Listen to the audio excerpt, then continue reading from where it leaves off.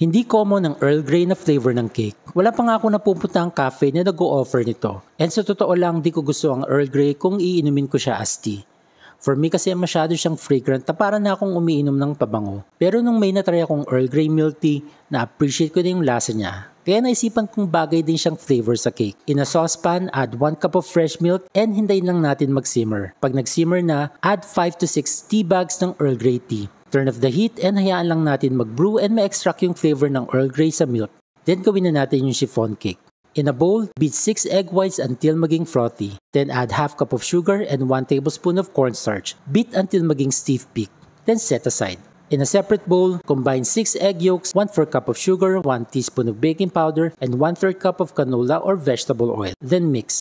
Now add 1/4 cup of our freshly brewed Earl Grey milk tea. Ideally, dapat malamig na yung tea pag hinalo sa mixture. Since medyo mainit pa yung ginawa ko, inad ko na lang habang minimix ko yung egg yolk mixture. Naglagay na din ako ng mismong tea leaves for added flavor.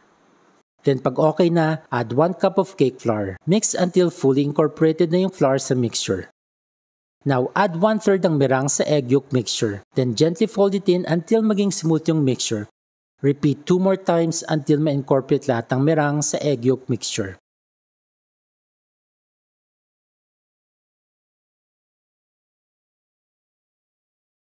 Then transfer the batter in an 8x4 baking pan lined with parchment paper.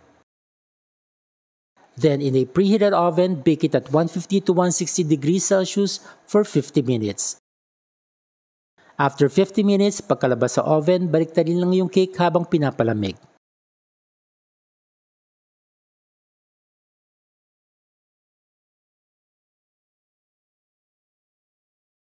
Now, pagdating sa icing or frosting, madami tayong options. Pwedeng whipped cream, buttercream, or even cream cheese frosting. I-flavor nyo lang siya ng ating brewed Earl Grey milk tea na ginawa kanina. Yung amount depende sa pagka-intense ng flavor na gusto nyo and sa consistency ng frosting. Pero itong ginamit ko is actually natira ko lang nung gumawa ako ng tiramisu. And this one has custard, mascarpone cheese, and heavy whipping cream. May video na ako na-share kung paano ginawa yung custard nung gumawa ako ng crema di fruta. And yung mascarpone cream nung gumawa naman ako ng tiramisu.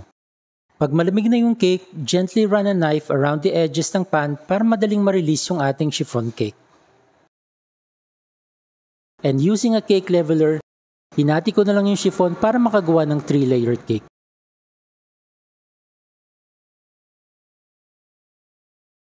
Then for decoration, gumamit na lang ako ng shaved dark chocolate gamit ang vegetable peeler. Ilagay lang muna sa ref to set for 3 to 4 hours, then enjoy.